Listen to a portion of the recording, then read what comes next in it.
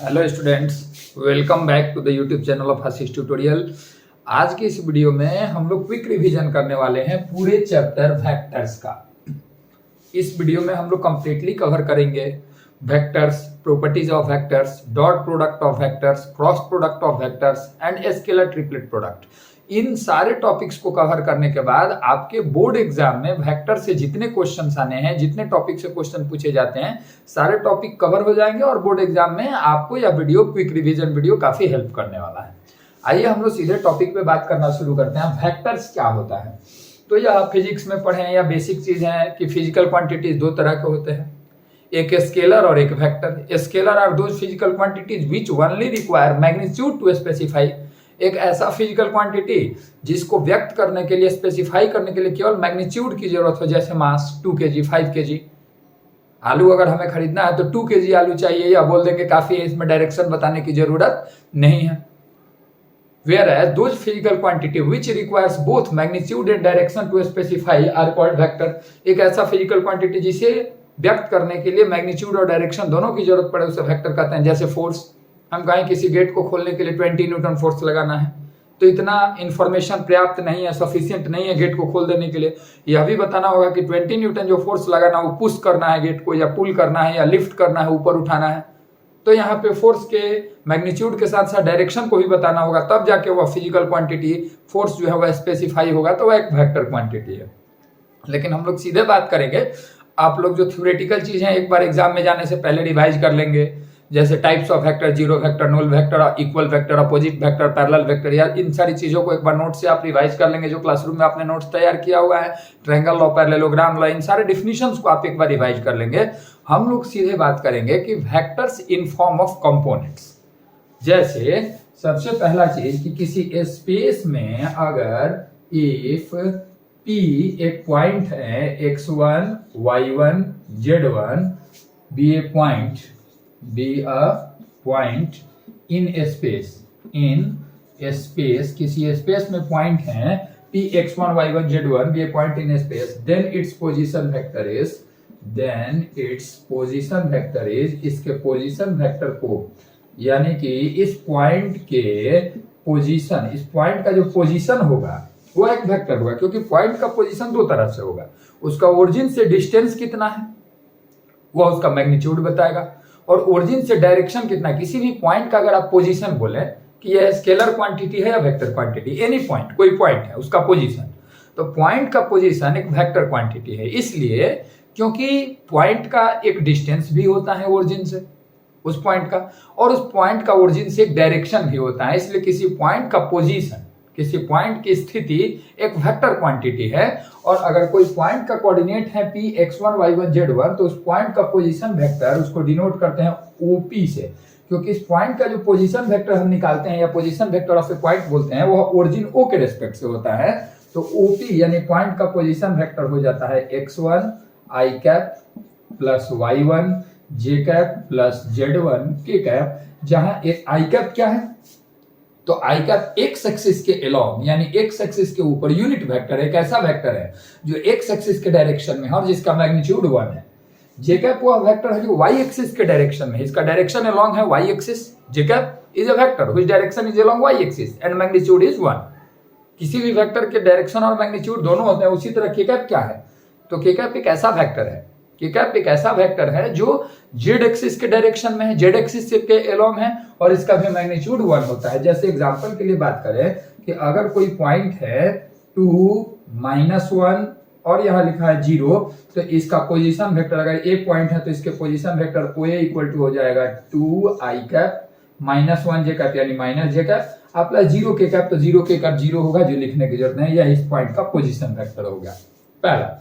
इसको हम यह भी बोलते हैं कि यह वेक्टर जो है ये कंपोनेंट फॉर्म में है, क्योंकि इसके एक्स वाई जेड तीनों कोऑर्डिनेट लिखे हुए हैं और तीनों एक्सिस के लॉन्ग यूनिट वेक्टर लिखे हैं। तो यह जो है ए का वेक्टर पोजीशन वेक्टर है किस फॉर्म में, तो कंपोनेंट के फॉर्म में। अब इसमें x1, y1, z1 को इसके स्केलर कंपोनेंट कहे जाते हैं, और i cap, j cap, k cap को वेक्टर कंपोनेंट कहे जाते हैं। जैसे ए पॉइंट था 2, -1, 0, तो इसका पोजीशन वेक्टर हुआ 2 i cap minus j cap plus 0 j k cap, तो इसके स्केलर कंपोनेंट हुए 2, -1 और 0, और इसके वेक्टर कंपोनेंट हुए आई कैप, जे कैप और के कैप। वैसे ही जब बात आती है किसी लाइन की, कि अगर कोई लाइन है जो जोड़ता है a x1 y1 z1 and b एक और है x2 y2 x2 y2 z2, इन दोनों पॉइंट को जोड़ता है, तो ए बी का पोजीशन वेक्टर यानी ए से बी के तरफ जो लाइन है उसका पोजीशन वेक्टर क्या होगा, तो बी के पोजीशन वेक्टर में से ए के पोजीशन वेक्टर को माइनस करते हैं, तो यहाँ पे ओ बी वेक्टर माइनस क्या होगा, ओ ए वेक्टर। यहाँ पे दो वेक्टर्स का एडिशन और सब्सट्रैक्शन भी हम लोग समझ लेंगे। O B vector minus O ए वेक्टर क्या होगा, तो ओ बी वेक्टर जैसे बी का पोजीशन वेक्टर, तो बी है x2 y2 z2, तो जैसे हम जानते हैं कि किसी भी पॉइंट का कोऑर्डिनेट दिया है उसका पोजीशन वेक्टर पता करना है तो उसमें आई कैप जे कैप के कैप लगा देना है। बी का अगर पॉइंट का कोऑर्डिनेट है x2 y2 z2, तो इसका पोजीशन वेक्टर हो जाएगा x2 आई कैप प्लस y2 जे कैप प्लस z2 के कैप, और इसमें से माइनस करना है ए के पोजीशन वेक्टर को। ए का कोऑर्डिनेट है x1 y1 z1, तो x1 आई कैप प्लस y1 जे कैप प्लस z1 के कैप। अब यह भी समझें कि दो वेक्टर को माइनस कैसे करते हैं या प्लस कैसे करते हैं। तो जब भी दो वेक्टर को माइनस या प्लस करना है तो आई कैप वाले में आई कैप वाले को जोड़ेंगे या घटाएंगे। जैसे x2 आई कैप में से x1 आई कैप को घटाएंगे तो x2 माइनस x1 इंटू हो जाएगा आई कैप। जे कैप वाले में से जे कैप वाले को अगर घटाना है तो घटाएंगे या जोड़ेंगे, तो y2 जे कैप में से y1 जे कैप माइनस होगा तो हो जाएगा y2 माइनस y1 इंटू जे कैप, और z2 के कैप में से z1 के कैप माइनस होगा तो हमारा हो जाएगा z2 माइनस z1 इंटू में हमारा हो जाएगा के कैप। यह ए बी जो पॉइंट है ए बी जो है उसका यह हमारा यहाँ पे पोजीशन वेक्टर निकल गया। जैसे एग्जांपल के लिए मान लें अगर कहीं दिया हुआ है कि उस लाइन का पोजीशन वेक्टर निकालिए जो ज्वाइन करता है पॉइंट 2 3 -1 एंड -1 3 5 ऐसे, या -1 यहाँ 2 लिखा हुआ है 5। यह ए पॉइंट है, यह पॉइंट बी है, तो ए बी का जो पोजीशन वेक्टर हमारा निकलेगा कैसे निकलेगा, तो बी के पोजीशन वेक्टर में से ए के पोजीशन वेक्टर को हम माइनस करेंगे। बी का पोजीशन वेक्टर पॉइंट बी का कोऑर्डिनेट है -1 2 5, तो इसका पोजीशन वेक्टर हो जाएगा माइनस आई कैप प्लस 2 जे कैप और प्लस 5 के कैप, और यहाँ पे माइनस ओ ए का पोजीशन वेक्टर तो हो जाएगा 2 आई कैप प्लस 3 जे कैप माइनस के कैप। यह हो गया। अब यहाँ पे माइनस आई कैप में से 2 आई कैप माइनस होगा तो -3 आई कैप हो जाएगा। यहाँ पे सिंपली हमारा 2 जे कैप में से 3 जे कैप माइनस होगा तो माइनस हमारा सिंपली जे कैप हो जाएगा। 5 के कैप में से माइनस के कैप माइनस होगा तो 6 के कैप हो जाएगा। यह इस लाइन का हमारा पोजीशन वेक्टर निकल गया। ऐसे किसी पॉइंट का पोजीशन वेक्टर आप जान सकते हैं, ऐसे ही किसी लाइन का पोजीशन वेक्टर जान सकते हैं। दो वेक्टर को जोड़ना या घटाना है तो आई कैप वाले टर्म में से आई कैप वाले को माइनस करेंगे, ऐड करेंगे, जो करना है जे कैप वाले में से जे कैप वाले को और के कैप वाले में से के कैप वाले को। इसी के साथ अगर किसी पॉइंट का पोजीशन वेक्टर जैसे मालूम ही है कि एक पॉइंट ए है जिसका पोजीशन वेक्टर है 5 आई कैप माइनस जे कैप प्लस 7 के कैप, तो आप जान गए कि दो वेक्टर को जोड़ना कैसे है, दो वेक्टर को घटाना कैसे है।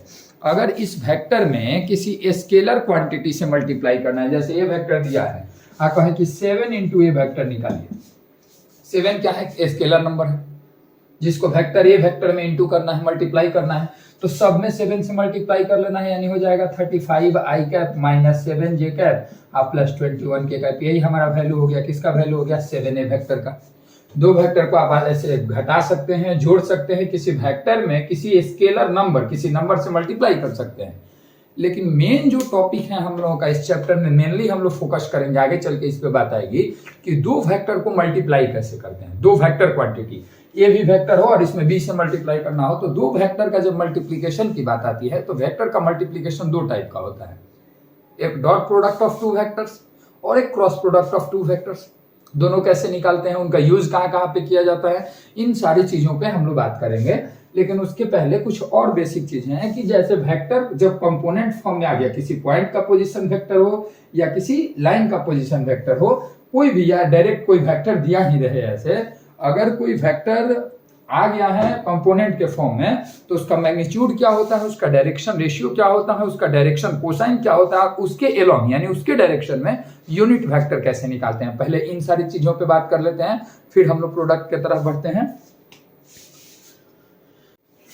तो आइए हम लोग देखते हैं, मान लें कि एक वेक्टर दिया हुआ है, लेट ए वेक्टर एक वेक्टर है जिसका वैल्यू दिया है a1 i cap plus b1 j cap plus c1 k cap, ऐसे दिया हुआ है। अब चाहे यह किसी पॉइंट का पोजीशन वेक्टर दिया हो या किसी लाइन का पोजीशन वेक्टर दिया है, क्या दिया है यह क्वेश्चन नहीं मालूम है, लेकिन एक वेक्टर इस फॉर्म में दिया है a1 i cap plus b1 j cap plus c1 k cap. यहाँ साथ में हम लोग एक एग्जांपल लेके चलते हैं। जैसे एक वेक्टर दिया हुआ है a vector equal to 5i cap minus j cap plus k cap, ऐसे दिया हुआ है। तो पहले इस वेक्टर का मैग्नीट्यूड, क्योंकि किसी भी वेक्टर क्वांटिटी की दो चीजें होती है, डायरेक्शन भी और मैग्नीट्यूड भी, तो पहले इस वेक्टर का मैग्नीट्यूड क्या होगा उस पर बात करें। तो ए वेक्टर के मैग्नीट्यूड को डिनोट किया जाता है मॉड ए से। मॉड ए क्या होगा, तो मॉड ए का वैल्यू होगा root under a1 square plus b1 square plus c1 square. यह काफी इंपॉर्टेंट चीज है। जैसे यहाँ पे अगर मॉड ए यानी ए का मैग्नीट्यूड निकालना होगा तो क्या होगा, ए का मैग्नीट्यूड हमारा root under square root 5 square plus minus 1 square plus 1 square, यानी कि रूट अंडर 5 2 स्क्वायर यानी 5 माइनस 1 स्क्वायर यानी 1 और 1 25 1 1 यानी रूट अंडर 27 हो गया, यानी कि 3 रूट 3 इसका मैग्नीट्यूड हो गया। 3 रूट 3 यूनिट्स इस वेक्टर का मैग्नीट्यूड होगा। कोई भी वेक्टर क्वांटिटी है तो उसका मैग्नीट्यूड और डायरेक्शन दोनों होता है, तो मैग्नीट्यूड ऐसे निकाला जाता है a1 square plus b1 square plus c1 square का स्क्वायर रूट निकाला जाता है। आशा है कि आप मैग्नीट्यूड किसी भी वेक्टर का निकाल पाएंगे। दूसरा एक और टॉपिक कि अगर इसी के डायरेक्शन में यूनिट वेक्टर बताना है। यूनिट वेक्टर एक ऐसे वेक्टर को बोलते हैं जिसका मैग्नीट्यूड 1 हो, डायरेक्शन चाहे कोई भी हो, यह यूनिट वेक्टर नहीं है। लेकिन अगर हम कहें कि एक ऐसा वेक्टर निकालिए जो इसी के डायरेक्शन में हो लेकिन यूनिट हो, मतलब डायरेक्शन सेम टू सेम यही हो लेकिन यूनिट वेक्टर हो, इट मींस इसका मैग्नीट्यूड 1 है। तो यहाँ पे क्या होता है कि यूनिट वेक्टर अगर आपको निकालना है, काफी इंपॉर्टेंट चीज है यह, यूनिट वेक्टर अलोंग किसके along a vector is, a vector के डायरेक्शन में यूनिट वेक्टर क्या होता है, तो ए वेक्टर अब by magnitude of A vector. जैसे इसके अलोंग यूनिट वेक्टर निकालना है तो यूनिट वेक्टर अलोंग किसके अलोंग यूनिट वेक्टर निकालना है, a vector equal to a vector को मॉड ए से, एक स्केलर क्वांटिटी है मॉड ए 3 रूट 3 से डिवाइड करेंगे। तो ए वेक्टर के डायरेक्शन में यूनिट वेक्टर क्या होगा, तो 5/3 रूट 3 माइनस 1/3 रूट 3 या आई कैप माइनस 1/3 रूट 3 जे कैप प्लस 1/3 रूट 3 के कैप। यह काफी इंपॉर्टेंट चीज है, ध्यान रखना है कि ए वेक्टर के जितने टर्म्स हैं सबके बाई में मॉड ए का वैल्यू लिख देंगे तो ए के डायरेक्शन में यह यूनिट वेक्टर निकल गया और इसको ए कैप से डिनोट करेंगे। ए के डायरेक्शन में यूनिट वेक्टर के लिए इस एरो के साइन के बदले में कैप का साइन देते हैं, जैसे जो आई कैप जे कैप और के कैप के ऊपर लगा होता है। तो अगर किसी भी वेक्टर के लॉन्ग, मान लें कि कहीं दो वेक्टर दिए हैं, एक ए दिया है और एक बी दिया है, और कहा जाए कि ए 2a प्लस 3b के डायरेक्शन में यूनिट वेक्टर निकालिए, तो आप 2a प्लस 3b के डायरेक्शन में यूनिट वेक्टर कैसे निकालेंगे, तो पहले 2a प्लस 3b निकाल लेंगे। a में 2 से मल्टीप्लाई कर देंगे, a में जितने भी टर्म्स हैं सब में 2 से, b में सब में 3 से, दोनों को ऐड कर लेंगे तो ये a plus 2a plus 3b निकल गया। अब जो 2a प्लस 3b निकला हुआ है उसको 2a प्लस 3b के मैग्नीट्यूड से डिवाइड कर देंगे। जिस वेक्टर के लॉन्ग यूनिट वेक्टर निकालना है, जिस किसी वेक्टर के लॉन्ग भी यूनिट वेक्टर निकालना है, क्या करेंगे कि उस वेक्टर का मैग्नीट्यूड निकाल के, जैसे यहां देख रहे हैं ए के लॉन्ग यूनिट वेक्टर निकालना था, तो ए का मैग्नीट्यूड निकाल के और ए को उसके उसी के मैग्नीट्यूड से यानी 3 रूट 3 से डिवाइड कर दिए, सबके वाई में 3 रूट 3 कर दिए। क्वेश्चन ऐसा भी आता है कि if a equal to 5i cap minus j cap plus k cap then for what value of lambda a is unit vector.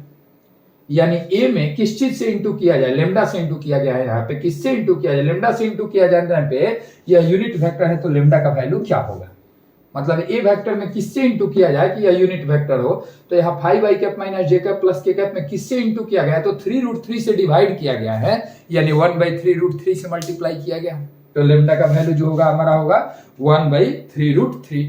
तो यह जो चीजें हमने पढ़ी, जो बातें पढ़ी, यह था मैग्नीट्यूड से रिलेटेड।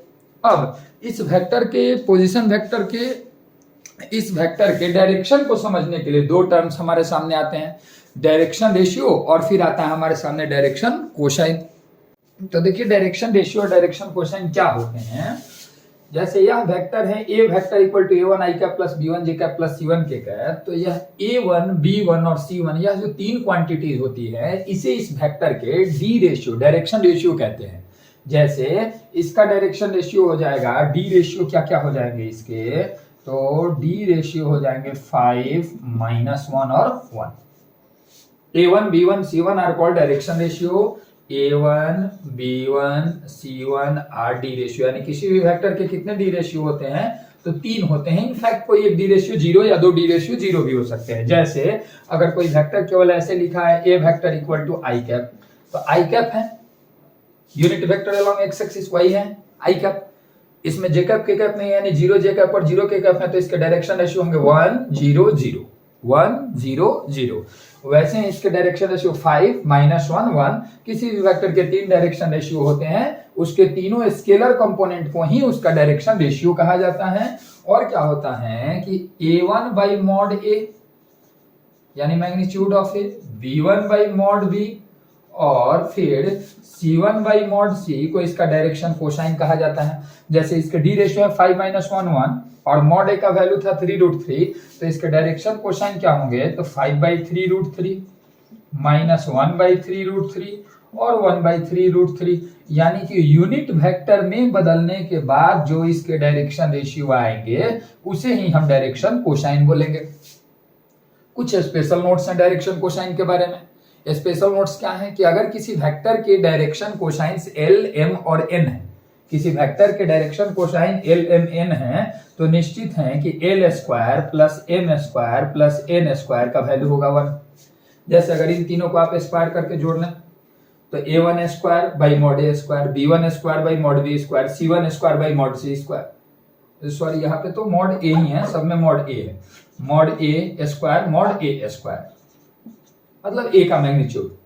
तो a1 square by mod a square, b1 by mod a square और c1 by mod a square, तीनों को जब जोड़ेंगे तो कैंसिल होकर 1 आएगा। यह हमेशा याद रखना है कि किसी भी वेक्टर के अगर डायरेक्शन कोसाइन l, m और n है, तो यह निश्चित है कि l square plus m square plus n square का वैल्यू हमेशा और हमेशा 1 ही होगा, है ना। और डायरेक्शन कोसाइन होते क्या है, तो कोई भी वेक्टर है वह तीनों axis x axis y axis और z एक्सिस के साथ जितने का एंगल बनाता है उस एंगल के कॉस रेशियो को ही डायरेक्शन कोसाइन कहते हैं। यानी कि यह वेक्टर अगर x एक्सिस के साथ अल्फा एंगल बनाता है तो कॉस अल्फा का वैल्यू है 5/3√3। अगर y एक्सिस के साथ गामा एंगल बनाता है तो इसका वैल्यू है माइनस कॉस बीटा का वैल्यू हो जाएगा -1/3√3। अगर z एक्सिस के साथ गामा एंगल बनाता है तो कॉस गामा का वैल्यू हो जाएगा 1/3√3। इट मींस अगर कोई vector x axis y axis और z एक्सिस के साथ अल्फा बीटा गामा का एंगल बनाता है और उसका डायरेक्शन कोसाइन है l, m, n, तो l, m, n का वैल्यू हो जाएगा cos alpha cos beta cos gamma. इसका मतलब कि अगर कोई वेक्टर ऐसे दिया है और पूछ दे कि तीनों एक्सिस के साथ बताइए कितने का एंगल बना रहा है, तो डायरेक्शन कोसाइन हम पहले निकालेंगे डायरेक्शन रेशियो और डायरेक्शन रेशियो के हेल्प से डायरेक्शन कोसाइन। जब डायरेक्शन कोसाइन इसका पता चल गया तो हम इजी लैंग्वेज में, मोस्ट इजी लैंग्वेज में बोल सकते हैं कि अगर इसका डायरेक्शन कोसाइन है 5/3√3 -1/3√3 और 1/3√3, तो ये तीनों एक्सिस के साथ एंगल कितने का बना रहा है, तो कॉस इनवर्स 5/3√3, कॉस इनवर्स -1/3√3 और कॉस इनवर्स 1/3√3 का एंगल बना रहा है। सिंपल लैंग्वेज में कभी कभी क्वेश्चन एग्जाम में ऐसे भी आते हैं कि vector makes angle of 45 degree and 60 degree with X and Y axis, then find the angle made by it with Z axis. यानी एक वेक्टर है जो एक्स और वाई एक्सिस के साथ 45 और 60 का एंगल बनाता है, तो जेड के साथ कितने का एंगल बनाएगा। तो मान लेंगे कि जेड के साथ थीटा का एंगल बनाएगा, तो चूंकि एक्स और वाई के साथ 45 और 60 का एंगल बना रहा है और जेड के साथ थीटा का एंगल बना रहा है, तो उसके डायरेक्शन कोसाइन हो जाएगा cos 45, cos 60 और cos थीटा। लेकिन तीनों को स्क्वायर करके ऐड करने पे हमेशा कितना आना चाहिए 1, और वहां से आप वैल्यू निकालेंगे थीटा का। थीटा ही बता देगा कि जेड एक्सिस के साथ कितने का एंगल बना रहा है। इतना सारा चीज आपको डायरेक्शन रेशियो और डायरेक्शन कोसाइन से रिलेटेड पढ़ना है। एक सेक्शन फॉर्मूला भी आता है, सेक्शन फॉर्मूले को आप देख लेंगे। इसके बाद हम लोग बात करेंगे आगे चल के कि दो वेक्टर का डॉट और क्रॉस प्रोडक्ट हम कैसे निकालते हैं। डॉट और क्रॉस प्रोडक्ट यानी दो वेक्टर के प्रोडक्ट कितने तरह के होते हैं और उन दोनों को कैसे हम फाइंड करते हैं, उनके प्रॉपर्टीज क्या होते हैं और उनका एप्लीकेशन क्या क्या होता है। तो आइए हम लोग चलते हैं प्रोडक्ट ऑफ वेक्टर्स के बारे में।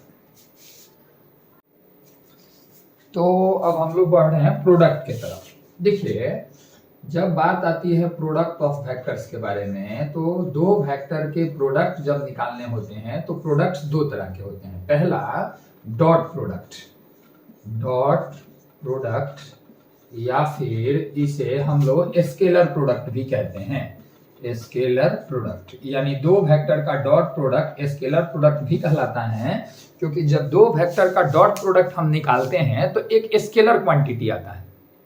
जब दो वेक्टर का डॉट प्रोडक्ट हम निकालेंगे तो उसका जो आंसर आएगा वह स्केलर क्वांटिटी आएगा, एक नंबर आएगा, इसलिए डॉट प्रोडक्ट को स्केलर प्रोडक्ट भी कहा जाता है। जबकि दो वेक्टर का जब हम क्रॉस प्रोडक्ट निकालेंगे तो एक वेक्टर क्वांटिटी आएगा, और इसलिए जो क्रॉस प्रोडक्ट है उसको वेक्टर प्रोडक्ट भी कहा जाता है। डॉट प्रोडक्ट क्या होता है, तो अगर दो वेक्टर हैं ए वेक्टर और बी वेक्टर, तो इनके डॉट प्रोडक्ट को डिनोट किया जाता है ए डॉट बी से, A vector dot B vector से, और इसका वैल्यू होता है magnitude of A vector into magnitude of B vector into cos theta.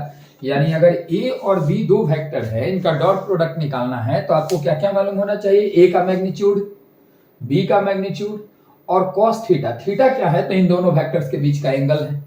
यानी दो वेक्टर के डॉट प्रोडक्ट के लिए दोनों का मैग्नीट्यूड पता होना चाहिए आपको और दोनों के बीच का एंगल थीटा पता होना चाहिए, और तब मॉड ए मतलब ए का मैग्नीट्यूड इंटू बी का मैग्नीट्यूड इंटू जो दोनों के बीच का एंगल है उसका कॉस थीटा, ऐसे हो जाएगा।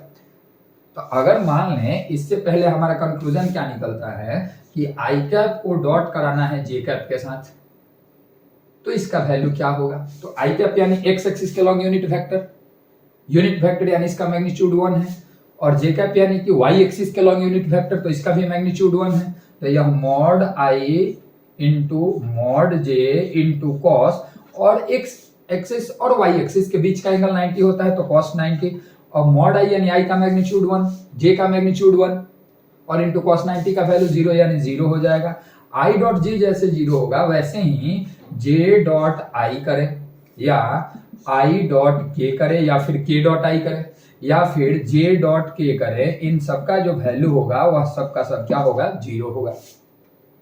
यह याद रखना है।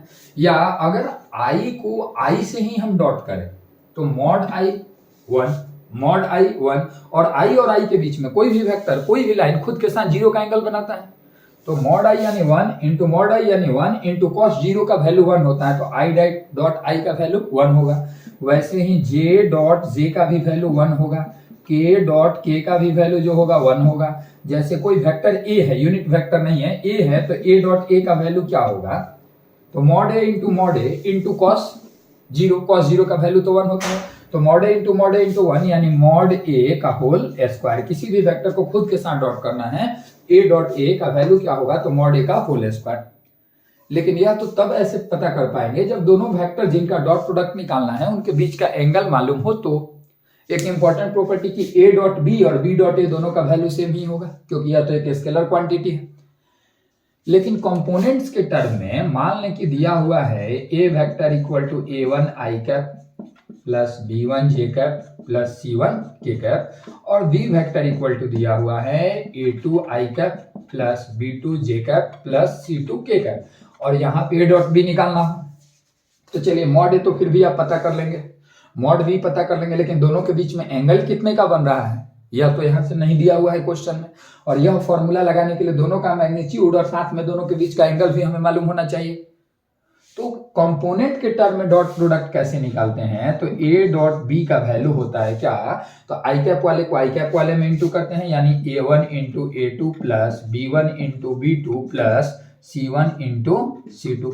जैसे एग्जांपल के लिए मान लीजिए कहीं ए वेक्टर दिया है आई कैप माइनस जे कैप प्लस 3k कैप, ऐसे दिया है, और बी वेक्टर हमारा दिया हुआ है 2 आई कैप प्लस 2 जे कैप, बस इतना ही दिया हुआ है। और कहा जाए कि ए डॉट बी निकालिए, क्या निकालना है आपको, ए डॉट बी। तो यहाँ मॉड ए तो आप निकाल लेंगे √1² प्लस -1² प्लस 3², मॉड बी भी निकालेंगे √2² प्लस 2² प्लस के कैप का कोएफिशिएंट 0 है यानी 0², लेकिन दोनों के बीच का एंगल नहीं मालूम है। तो ए डॉट बी निकालने का यह फॉर्मूला यूज करेंगे कि आई कैप वाले को आई कैप वाले में इंटू करेंगे यानी 1 को इंटू करेंगे 2 में, -1 को इंटू करेंगे 2 में तो -1 इंटू 2, आप +3 को इंटू करेंगे के कैप वाला नहीं है यानी 0 में। तो इस सबका फाइनली वैल्यू हमारा कितना आ गया 0, यानी यहाँ ए डॉट बी का जो वैल्यू आएगा वह क्या आएगा 0 आएगा।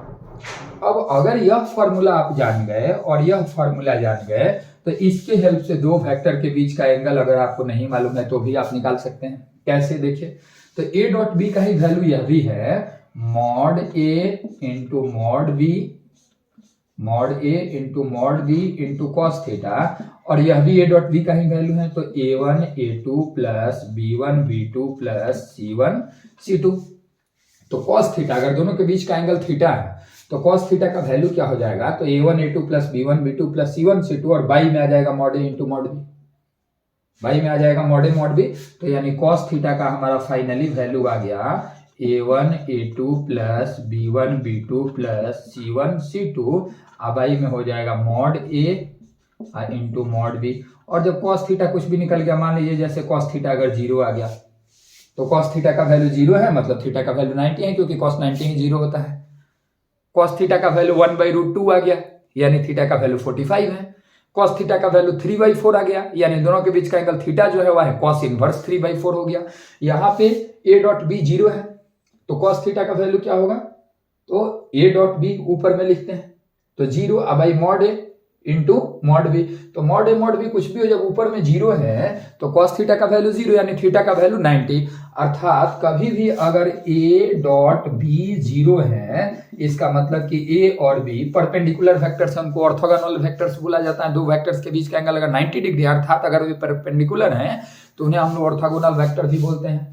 तो अगर दो वेक्टर ए और बी का डॉट प्रोडक्ट 0 है इसका मतलब है कि दोनों ऑर्थोगोनल वेक्टर हैं। यहाँ भी आप देख सकते हैं कि आई डॉट जे या आई डॉट के का वैल्यू 0 है, माने आई और के ऑर्थोगोनल वेक्टर हैं। इनफैक्ट एक्स एक्सिस और जेड एक्सिस ऑर्थोगोनल ही होते हैं, परपेंडिकुलर नहीं होते एक दूसरे पे।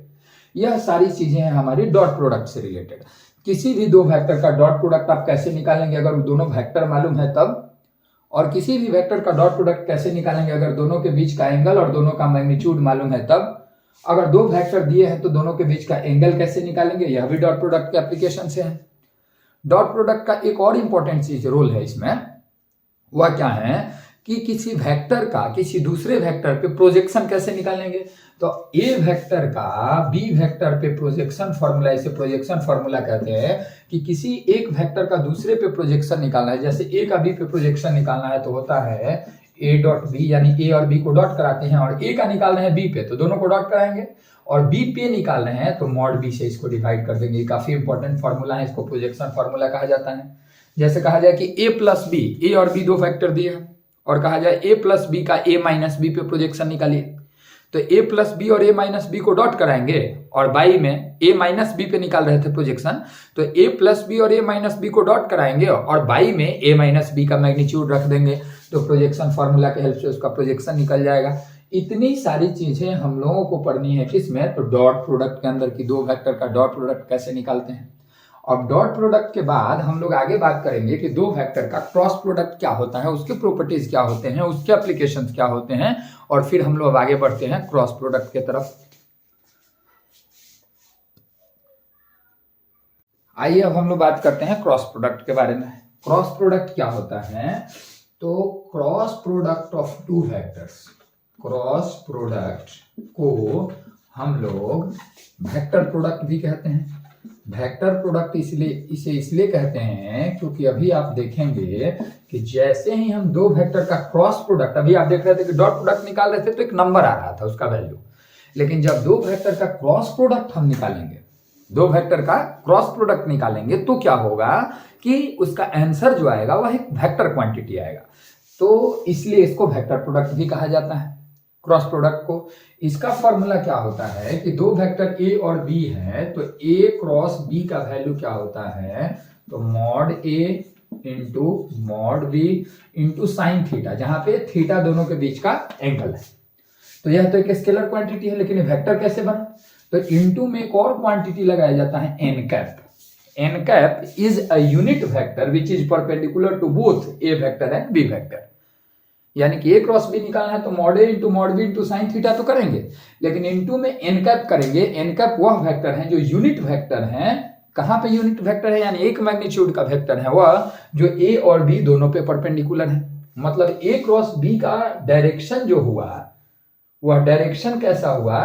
तो ए क्रॉस बी का डायरेक्शन उस तरह से होता है कि वह ए और बी दोनों पे परपेंडिकुलर हो।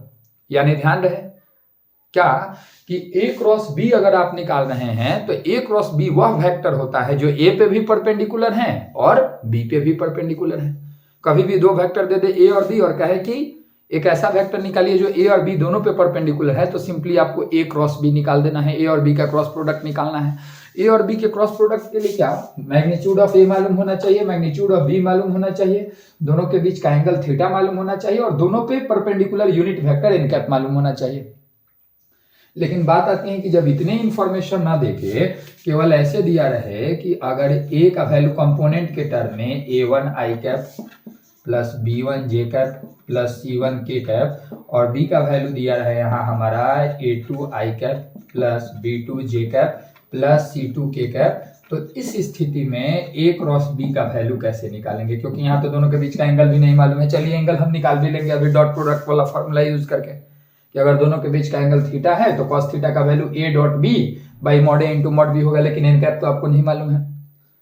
तो a क्रॉस b निकालने का कंपोनेंट के टर्म में फॉर्मूला होता है determinant of I cap J cap के कैप, और यहाँ पे पहले रो में आई कैप जे कैप के कैप, दूसरे रो में a के कोएफिशिएंट्स यानी स्केलर कंपोनेंट, तो क्या हो जाएगा a1 b1 c1, तीसरे में a2 b2 c2। अब इस डिटर्मिनेंट को सॉल्व करेंगे तो आपका ए क्रॉस बी निकलेगा। डिटर्मिनेंट को आप कैसे सॉल्व करते हैं? डिटर्मिनेंट में पढ़े भी है, क्विक रिवीजन में क्विकली रिवाइज भी किए हैं कि 3 ऑर्डर के डिटर्मिनेंट को कैसे सॉल्व करेंगे। तो क्या होगा कि आई कैप के इनटू में यह रो डिलीट यह कॉलम डिलीट, तो क्या बचेगा b1 c1 b2 c2, तो हो जाएगा b1 into c2 minus b2 into c1। फिर जेकैप के इनटू में, तो यहाँ जेकैप का जो साइन होता है वह फर्स्ट रो सेकंड कॉलम है इसलिए माइनस होता है, और यह रो डिलीट यह कॉलम डिलीट, तो हमारा बच क्या जाएगा a1 c2 minus a2 c1, और फिर प्लस के कैप के इनटू में क्या बचेगा, तो के कैप के इनटू में हमारा बचेगा यह रो डिलीट यह कॉलम डिलीट, तो a1 b2 minus b1 a2, a1 b2 minus b1 a2। कोई भी दो वेक्टर अगर दिए हुए हैं उनका क्रॉस प्रोडक्ट निकालना है तो इजीली आप वैसे उसका क्रॉस प्रोडक्ट निकाल सकते हैं। अब अगर कहे कि दो वेक्टर दिए रहे ए और बी, और कहा जाए जैसे यही कहा जाए कि a दिया है 2 आई कैप माइनस जे कैप और b दिया है 3 आई कैप प्लस जे कैप प्लस के कैप, और कहा जाए कि a क्रॉस b निकालिए, या एक ऐसा वेक्टर निकालिए जो a और b दोनों पे परपेंडिकुलर हो, तो भी a क्रॉस b ही होगा क्योंकि a क्रॉस b a और b दोनों पे परपेंडिकुलर होता है। या कहा जाए कि एक ऐसा वेक्टर निकालिए जो यूनिट हो और दोनों पे परपेंडिकुलर हो, माने एन कैप का वैल्यू निकालिए, या दोनों के बीच का एंगल निकालिए। तो इन सारे चीजों को यहां से हम लोग निकाल सकते हैं। कैसे निकाल सकते हैं यह देखिए। तो पहले आप निकालेंगे a क्रॉस b, तो a क्रॉस b निकालने के लिए क्या करेंगे, पहले में आई कैप जे कैप के कैप, यहाँ पे 2 माइनस 1 और के कैप नहीं यानी 0, 2 माइनस 1 0, और यहाँ पे हो जाएगा 3 1 1। अब इक्वल टू क्या हो जाएगा, तो आई कैप के इंटू में यह रो डिलीट यह column minus 1 into 1 minus 1 minus 0, तो माइनस 1 यानी माइनस आई कैप माइनस जे कैप इंटू यह रो डिलीट यह कॉलम डिलीट, तो 2 1 जा 2 माइनस 0 तो 2, तो माइनस 2 जे कैप, और के कैप यह रो डिलीट यह कॉलम डिलीट, तो 2 माइनस माइनस 3 तो 5 के कैप। यही हमारा निकला क्या a क्रॉस b। अब जब यह a क्रॉस b निकल गया तो अगर कहा जाए कि एक ऐसा वेक्टर निकालिए जो a और b दोनों पे परपेंडिकुलर है, तो यही हो गया। एक ऐसा यूनिट वेक्टर निकालिए जो a और b दोनों पे परपेंडिकुलर है, यानी एन कैप आपको निकालना है, तो यह तो दोनों पे परपेंडिकुलर वेक्टर निकल गया। अब इसी के लॉन्ग यूनिट वेक्टर निकालना है, तो इसका मैग्नीट्यूड निकाल के यानी कि मॉड a क्रॉस b निकाल के, और आप क्या करेंगे मॉड a क्रॉस b क्या हो जाएगा root under minus 1 square plus minus 2 square plus 5 square, 5 square and 25 और 4 29 और 130, यानी रूट अंडर 30 से सबको डिवाइड कर देंगे तो इसके लॉन्ग यूनिट वेक्टर निकल जाएगा, यानी एन कैप निकल जाएगा। एन कैप निकालने के लिए a क्रॉस b को magnitude of a cross b से हम क्या करेंगे डिवाइड कर देंगे, यानी minus 1 by root 30 I cap minus 2 by root 30 J cap और 5 बाई रूट 30 के कैप। ही एन कैप का वैल्यू हो जाएगा। अगर साइन थीटा का वैल्यू निकालना है कि दोनों के बीच का एंगल थीटा है, तो साइन थीटा का वैल्यू क्या होगा, तो सिंपली साइन थीटा का value magnitude of A cross b by mod A into mod b आ जाएगा, क्योंकि एन कैप का तो मैग्नीट्यूड हमारा 1 होता है। यह सारे क्रॉस प्रोडक्ट निकालने के तरीके हुए।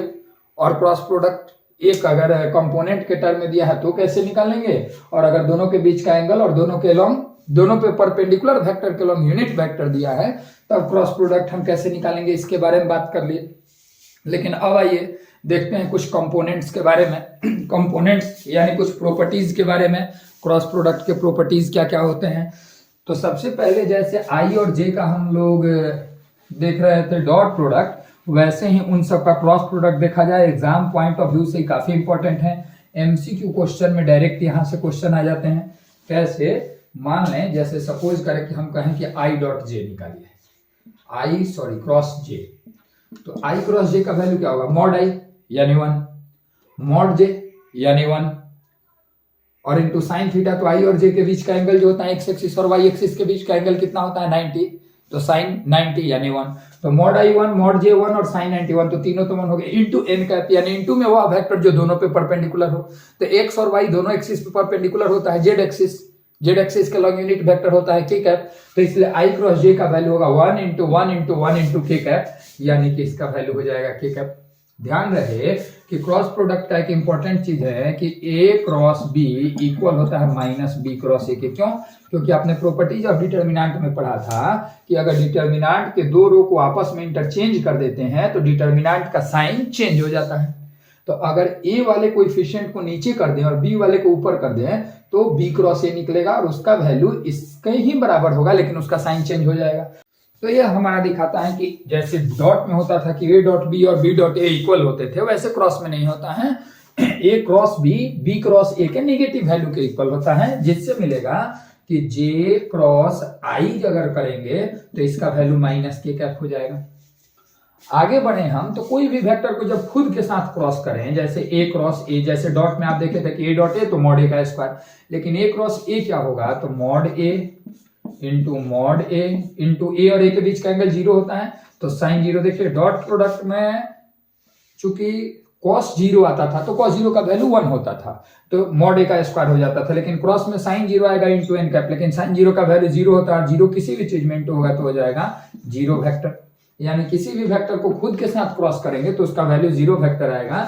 जैसे एग्जांपल के लिए आई कैप क्रॉस आई कैप करें, चाहे जे कैप क्रॉस जे कैप करें, चाहे के कैप क्रॉस के कैप करें, इन सब का वैल्यू जो आता है वह हमारा 0 वेक्टर आता है। इसके बाद कुछ एप्लीकेशंस हैं क्रॉस प्रोडक्ट के एप्लीकेशंस, यानी क्रॉस प्रोडक्ट को यूज कहां कहां पे करते हैं मैथमेटिक्स में। तो पहला कि अगर किसी ट्रायंगल के दो एडजेसेंट साइड्स दिए हैं, यह एक साइड है यह एक साइड है, एक है ए वेक्टर और एक है हमारा बी वेक्टर, तो इस ट्रायंगल का एरिया हो जाता है area equal to half of magnitude of A cross B. माने ए और बी को क्रॉस प्रोडक्ट करेंगे, उसका मैग्नीट्यूड निकालेंगे और उसका हाफ करेंगे तो वह ट्रायंगल का एरिया निकल जाएगा। या अगर कोई पैरेललोग्राम है, इस पैरेललोग्राम के एडजेसेंट साइड यानी यह साइड है ए वेक्टर और यह साइड है बी वेक्टर, तो इसका एरिया हो जाएगा magnitude of A cross B. केवल सिंपली आप ए क्रॉस बी का क्या निकालेंगे, मैग्नीट्यूड निकालेंगे। और आगे बात करें तो अगर कोई भी क्वाड्रिलेटरल है एबीसीडी, वो पैरेललोग्राम है, रेक्टेंगल है, रोम्बस है, तो एबीसीडी कोई क्वाड्रिलेटरल है तो उसके दो डायगोनल होते हैं एसी और बीडी। तो अगर उसके दो डायगोनल्स हैं एसी और बीडी तो उसके एरिया का फॉर्मूला हो जाएगा magnitude of AC cross BD. AC और बीडी का जो क्रॉस प्रोडक्ट होगा उसका मैग्नीट्यूड निकालेंगे और इसमें हाफ से इंटू करेंगे तो किसी भी क्वाड्रिलेटरल के एरिया निकल जाएंगे। इस पैरेललोग्राम का भी एरिया आप डायगोनल वाले फॉर्मूला से भी निकाल सकते हैं क्योंकि यह भी एक क्वाड्रिलेटरल है। तो यह तीन इंपॉर्टेंट एप्लीकेशंस होते हैं क्रॉस प्रोडक्ट के, यानी क्रॉस प्रोडक्ट के हेल्प से इन तीन कामों को किया जा सकता है। ट्रायंगल का एरिया, पैरेललोग्राम का एरिया या फिर किसी भी क्वाड्रिलेटरल का एरिया आप इस तरीके से निकाल सकते हैं। इतनी चीजें आपको पढ़नी थी क्रॉस प्रोडक्ट के अंदर। अब एक इंपॉर्टेंट टॉपिक और बचता है जिससे क्वेश्चन एग्जाम में आते हैं कि प्रोडक्ट ऑफ 3 वेक्टर्स।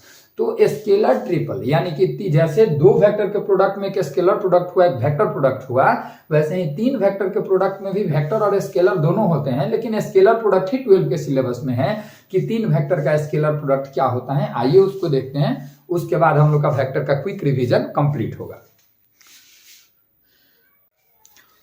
देखिए अब 3 वेक्टर्स के प्रोडक्ट को जाने हैं, तो मान लें कि 3 वेक्टर हैं ए, बी और सी, ऐसे 3 वेक्टर हैं। इन तीनों का प्रोडक्ट आपको निकालना है, तो इसके भी प्रोडक्ट 2 तरह के होंगे, एक स्केलर ट्रिपलेट प्रोडक्ट और एक vector triplet product. Vector triplet product के बारे में आपको 12 में नहीं पढ़ना है, स्केलर ट्रिपलेट के बारे में पढ़ना है। तो 3 वेक्टर हैं ए बी सी, तो जैसे ए और बी के डॉट प्रोडक्ट को ए डॉट बी से डिनोट करते थे, ए और बी के क्रॉस प्रोडक्ट को ए क्रॉस बी से डिनोट करते थे, वैसे ही ए बी और सी के स्केलर ट्रिपलेट को डिनोट करते हैं हम ऐसे, ए बड़े ब्रैकेट में बी और यहां सी लिखते हैं। इसका मतलब हुआ कि scalar triplet of A B and C vector, A B और सी वेक्टर का स्केलर ट्रिपलेट। तो ए बी सी का स्केलर ट्रिपलेट अगर आपको निकालना है तो इसका फॉर्मूला क्या होता है कि शुरू के 2 यानी ए और बी को क्रॉस करेंगे और जो आएगा, चूंकि यह वेक्टर आएगा, ए क्रॉस बी एक वेक्टर आएगा, इसको डॉट करना होगा, किससे डॉट करना होगा, सी वेक्टर से। जैसे कोई भी 3 वेक्टर दिए हैं ए बी सी और कहा जाए इस तरह ब्रैकेट में देखिए कि इसका स्केलर ट्रिपलेट निकालिए, तो शुरू के 2 वेक्टर का क्रॉस प्रोडक्ट निकालेंगे और जो आएगा उसको तीसरे वाले में डॉट करेंगे। तो ऐसे तो आपको करने आ जाएगा, 2 वेक्टर का क्रॉस निकालने आता ही है और जो क्रॉस आएगा उसको किसी दूसरे वेक्टर के साथ डॉट करने आता ही है। इसका एक एप्लीकेशन क्या है कि अगर कोई पैरेलल पाइप है, पैरेलल पाइप मतलब क्या होता है कि क्यूबॉइड भी एक तरह का पैरेलल पाइप है, ऐसे है मान लें, तो जिसके 6 पैरेललोग्रामिक फेसेस हो उसको पैरेलल पाइप कहा जाता है। तो अगर किसी पैरेलल पाइप के कंटरमीनियस सेट्स, मान लीजिए यह है ए वेक्टर, यह है हमारा बी वेक्टर और यह है हमारा सी वेक्टर, ऐसे लिखा हुआ है, तो इसका वॉल्यूम क्या होगा, तो इसका वॉल्यूम होगा ए बी और सी का स्केलर ट्रिपलेट प्रोडक्ट, इसका वॉल्यूम बता देगा। यह एप्लीकेशन है, जैसे 3 वेक्टर दिए हों ए बी और सी और कहा जाए कि बताइए कि इसका वॉल्यूम क्या होगा, जिस उस पैरेलल पाइप का वॉल्यूम क्या होगा जिसके कंटरमीनियस एड्स हैं ए बी और सी वेक्टर, तो तीनों का स्केलर ट्रिपलेट निकाल लेंगे आप इस फॉर्मूले से ऐसे करके। अगर ए बी और सी के स्केलर ट्रिपलेट का वैल्यू 0 आ गया, इसका मतलब है कि ए बी और सी कोई पैरेलल पाइप बनाते ही नहीं है, तीनों कोप्लेनर है। तो जब भी 3 वेक्टर को कोप्लेनर दिखाना होगा तो यह काम आएगा कि तीनों वेक्टर का स्केलर ट्रिपलेट निकालिए, अगर 0 आ गया मतलब तीनों क्या है, कोप्लेनर है। इस पे और कुछ क्वेश्चन जैसे एमसीक्यू में सीधे ऐसे क्वेश्चन आ जाते हैं कि दिया है कहीं आई जे के का स्केलर ट्रिपलेट निकालना है, इसका मतलब क्या करना है कि आई को क्रॉस करना है जे से और जो आएगा उसको डॉट करना है के से। तो आई क्रॉस जे, अभी हम बात कर रहे थे के होता है, और के डॉट के किसी भी वेक्टर को खुद के साथ डॉट कराते हैं, तो मॉड के यानी 1 इंटू मॉड के यानी 1 और cos 0 यानी 1, तो इसका वैल्यू क्या हो जाएगा 1, यानी इसका वैल्यू हो गया हमारा सिंपली कितना, तो 1। जैसे मान ले कहीं पे दिया हुआ है आई जे, ऐसे दिया है, तो ये क्या हो जाएगा आई क्रॉस आई डॉट यहाँ पे जे, आई क्रॉस आई अभी बात कर रहे थे 0 होता है और 0 वेक्टर को जे के साथ डॉट कराएंगे तो हमारा 0 ही आ जाएगा।